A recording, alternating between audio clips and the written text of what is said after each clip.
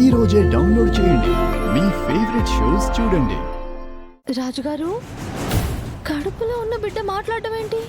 అలనాడు సుభద్ర గర్భమున ఉన్న అభిమన్యుడు అర్జునుడు చెప్పిన పద్మవ్యూహం గురించి ఆలకించలేదా బాలిక? దానికి దేనికి సంబంధం ఏంటి? సంబంధం ఉంది. గర్భస్థ శిశువుగా ఉన్న అభిమన్యుడు పద్మవ్యూహం గురించి సగమే విని తను జన్మించాక జరిగిన కురుక్షేత్రంలో ఆ పద్మవ్యూహంలో చిక్కుకొని పరమపదించాడు. నీ సోదరికి జన్మించబోయే బిడ్డ విషయంలో కూడా అదే జరగబోతున్నది.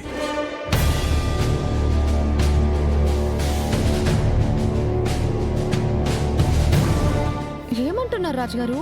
ఆ బిడ్డ అల్పాయుష్తో జన్మించబోతున్నది బాలిక.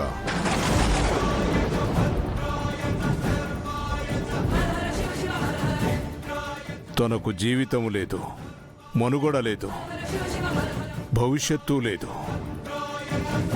ఒక్క మాటలో చెప్పాలంటే ఆ బిడ్డ పుట్టగానే గిట్టబోచున్నది.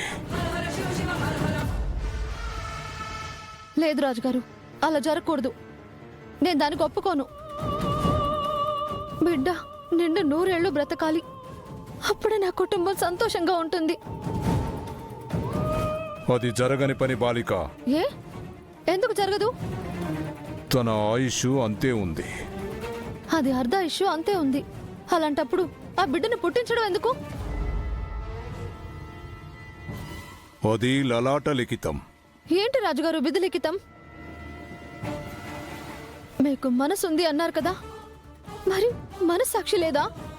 ఉంది కాబట్టే జన్మించగానే మరణించబోయే ఆ శిశువుకి గొంతునిచ్చాం, తల్లితో మాట్లాడే అవకాశం ఇచ్చాం, ఆ తల్లికి ఆనందాన్నిచ్చాం.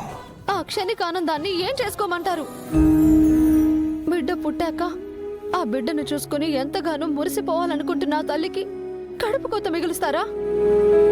ఆ బిడ్డని అపురూపంగా చూసుకోవాలని ఆశపడుతున్న ఆ తల్లికి అంతులేని మనోవేదననిస్తారా?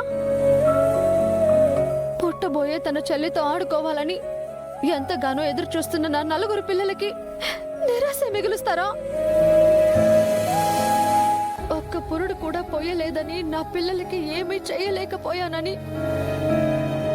నాకు జరగనివన్నీ నా చెల్లెలకి జరిపించాలని, పుట్టబోయే బిడ్డని తన గుండెల మీద ఆడించుకోవాలని ఎన్నో కలలు కంటున్న మా నాన్నకి కన్నీళ్లే మిగులుస్తారా? ఎందుకు రాజుగారు ఇలా చేస్తున్నారు? బాలిక, నీ ప్రశ్నలకి కాలమే సమాధానం చెప్పాలి. నీకు పునర్జన్మ లేదు అని, నీవు నీ సోదరి బిడ్డగా జన్మించలేవని మేము చెప్పితిమి.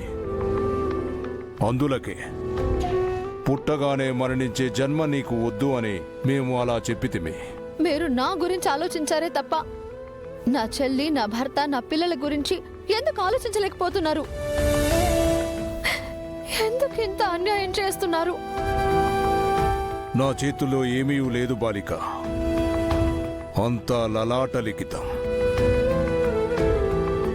రాజుగారు,